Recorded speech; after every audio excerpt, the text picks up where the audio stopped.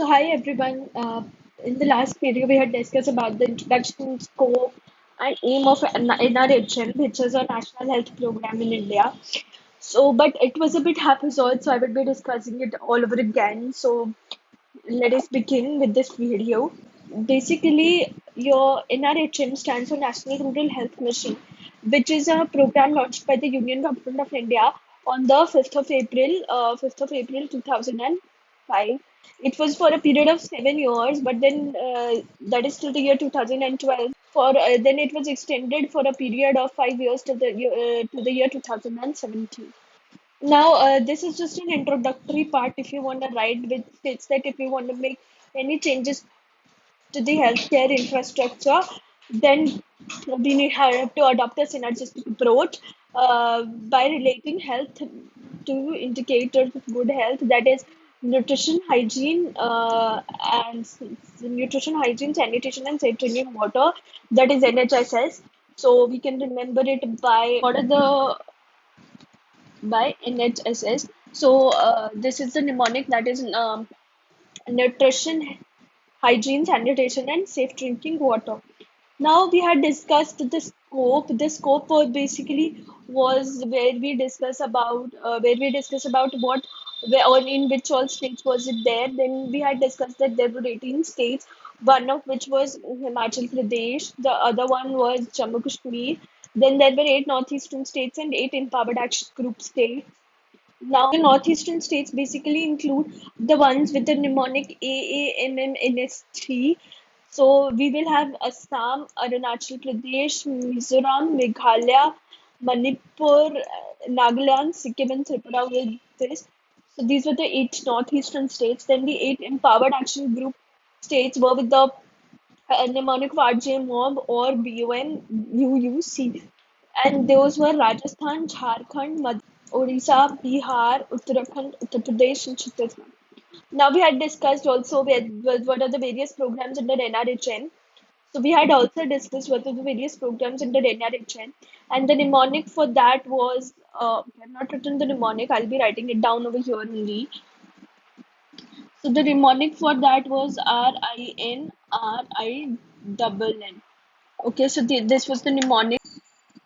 So now let us discuss the various programs under NRHM which are covered. RNTCP, IDDCP, NLEP, that is National Leprosy Elimination Program, RCH2, that is Reproductive and Child Health, IDESP, that is Integrated Disease Surveillance Program, NVCP and NVBDCP, that is National Vector-Borne Disease Control Program.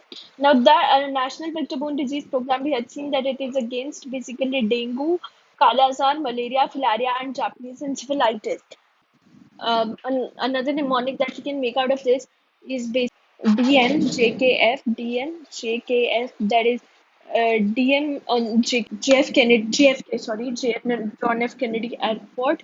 It's a famous airport in US, so we can just remember that. DN at JFK, so it includes dengue, malaria, Japanese encephalitis, filariasis, and Kala Azar. So after that, what we will have is basically your these were the various programs under.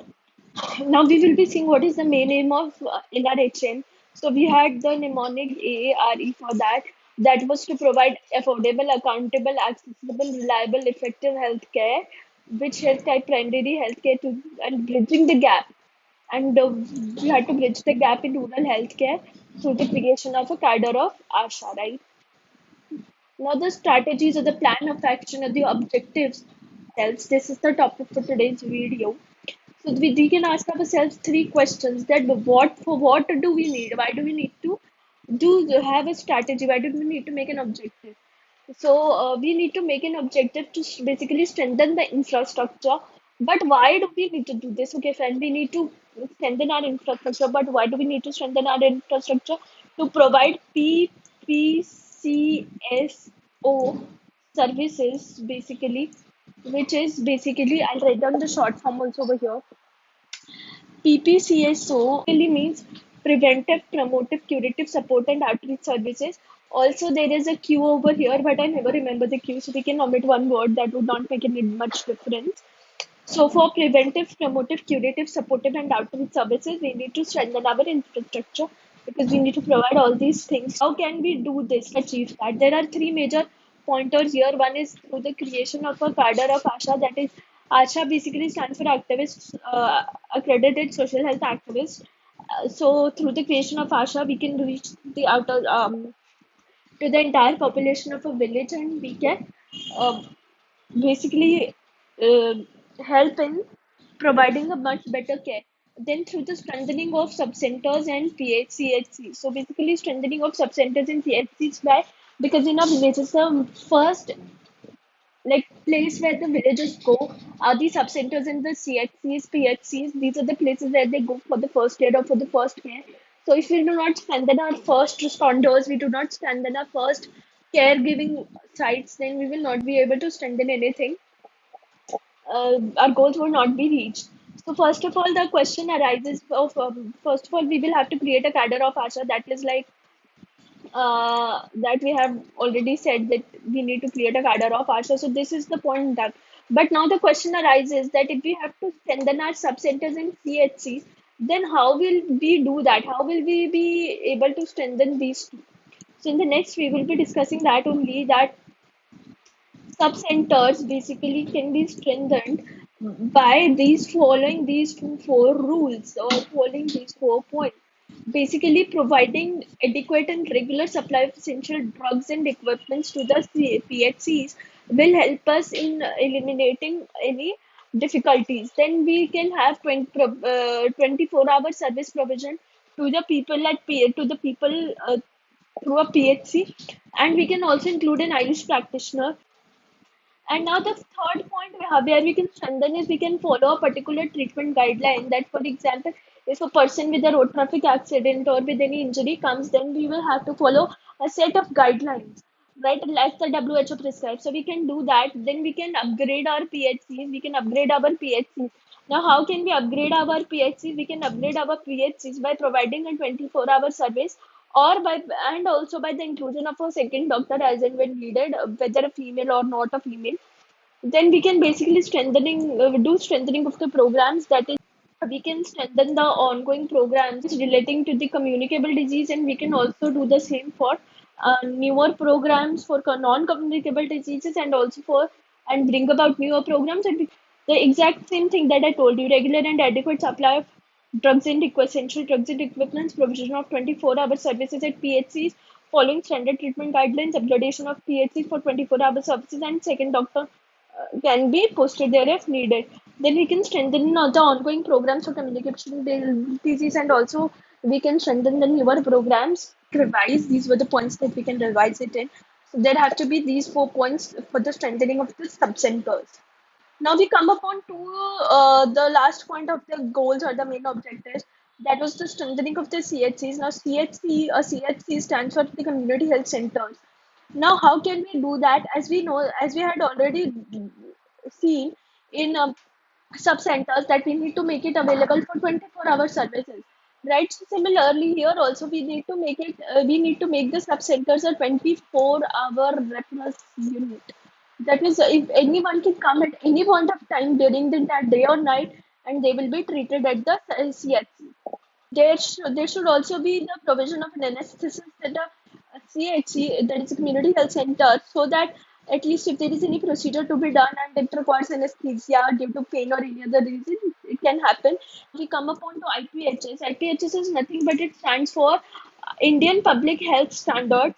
Now we have to make sure that there is a codification, that is a proper code is followed, and so that the entire thing is followed everywhere.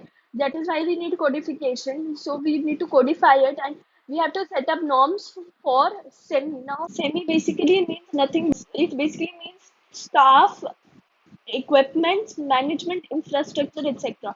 So through the codification of newer IPHS means newer Indian Public Health Standards, we can set up norms for SEMI, that is staff, equipment, management, and infrastructure. That this is the level of infrastructure that we need in a CHC.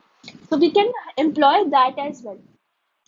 So now we have so we can operating at 24-hour first referral services. That is, here, anytime a person comes, they can will be getting treated. Now we can also include the posting of an anesthetist here, so that if any procedure or intubation needs to be done, then we can codification of new Indian public health standards by setting. So now we have to make it a unified thing. So we can set up norms for semi that is staff, equipment management and infrastructure, right? Then we can do this, that is promotion of RKs, that is Rogi Kalyan Samiti. So these RKs, that is Rogi Kalyan Samitis, will help us in hospital management basically. So we will have to promote them. We'll have to make sure that they are present in every hospital. And services and costs, we have to maintain a proper standard guideline for the costs and the services that we provide. So, like if we are doing any blood procedure or any lab procedure that we need to do, then we have to maintain a particular standard for that. Okay, so this is whatever is written here, and I will just be scrolling through this again, reading it out to you, this whole thing, so that we can understand it better. So the strategies or objectives are basically to strengthen the infrastructure. Why do we need to do this? We need to provide, because we need PPCSO services to be given to our villagers as well. And now, how can we do this? We can do this through the creation of a cadre of ASHA, which we have already seen, right? Through the creation of a cadre of ASHA. Then we can also do this the strengthening of the sub-centers. Then we can also do that through the strengthening of the CHCs, okay? We can basically strengthen our sub-centers through the provision of drugs and equipment, 24-hour services, and guidelines, standard treatment protocols. Then we can upgrade for the 24-hour service, second doctor posted there, and further strengthening of the programs that are already going on. Now, can we strengthen up our CHCs? We can strengthen our CHCs by making them the first referral, by making them the first referral units, and then with the provision of an anesthetist over there, right? And we have to follow a unique code for Indian public health standards by setting up norms for staff, equipment management, and infrastructure.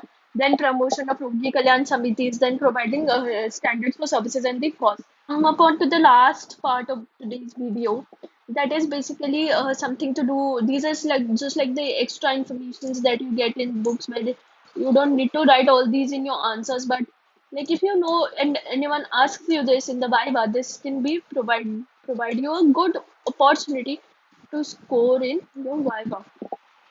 So what is the core unit involved with your NRHM? The core unit involved is the district. So the main focus of NRHM would be a district, would be like there are some health programs which would focus on the entire nation as a whole, right? But this will focus on a particular district.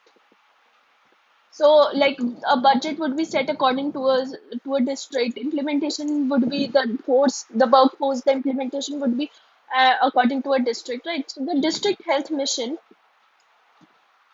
So the district. So the district health mission, that is your DHM basically. This is like nothing but all the programs. They were separate a lot of programs. They have been combined into one and are now being called as the district health mission. Now the state health mission. Similarly, at the state level, when all the vertical missions undergoing at that time were compiled together, they were called the state health mission. And mobile units are nothing but basically they're mobile referral units basically for the provision of outreach services. So here, outreach services. So here we are covering what? O part, PPCSO ka O wala part we are covering over here. Okay, so now as we all know that now we have covered the objectives, like with which objectives was this basically set up. So the objectives with which it was set up was nothing but strategies to help to provide preventive, promotive, curative, supportive outreach services. How well we did this? We did this through the creation of a cadre of ASHA, strengthening of subcenters, and strengthening of CHCs. Thank you. If you reach the end, thank you so much for watching till the end, and I hope you guys like my videos. If you need any topic that you want me to make, you can leave it in the comments. And if you really like that, you can subscribe to my channel as well as share my videos to help your friends out there. Thank you so much for watching my videos once again, to all the lovely people out there.